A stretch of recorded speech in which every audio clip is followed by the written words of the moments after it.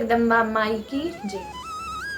महाभागवत देवी पुराण के अंतर्गत 43वें अध्याय में ब्रह्मा जी द्वारा श्री राम से देवी की सर्वव्यापकता तथा विभिन्न दिव्य लोकों का वर्णन करना, देवी के लोक तथा उनके स्वरूप का वर्णन, श्री राम द्वारा जगत जननी जगदम्बा का पूजन। महादेव जी बोले, महामुने, ब्रह्मा जी के मुख से इस प्रकार की बात सुनकर प्रसन्नात्मा विमल बुद्धि वाले रघुश्रेष्ठ श्री राम ने पुनः उनसे पूछा। राम जी बोले, महामते ब्राह्मण, ये सत्य है कि वे ही देवी विजय प्रदान करने वाली हैं, इसलिए महायुद्ध में विजयी होने की इच्छा से मैं भक्ति पूर्वक उन्हीं की पूजा करूंगा।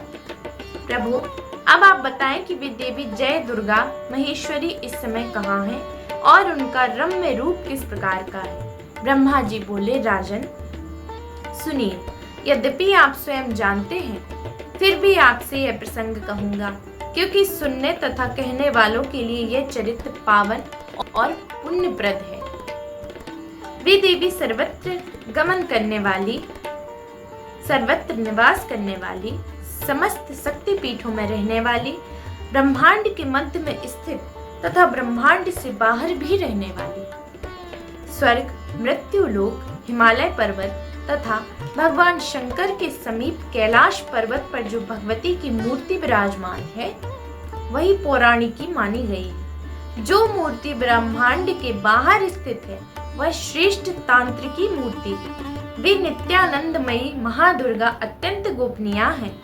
उनका स्थान जिस प्रकार का है, उसे कहने में कौन समर्थ है। फिर भी राम, मैं कुछ वर्णन करूंगा, आप ध्यान पूर्वक मेरी बात सुने। राघव, पाताल, भूतल, स्वर्ग तथा ब्रह्मलोक, ये सभी ब्रह्मांड में उत्तरोत्तर क्रम से ऊपर की ओर बहुत दूर तक स्थित है। ब्रह्मांड के बाहरी भाग में स्थित दिव्य ब्रह्मलोक से ऊपर की ओर 1,00,000 योजन की दूरी पर निर्विकार शिवलोक अवस्थित है,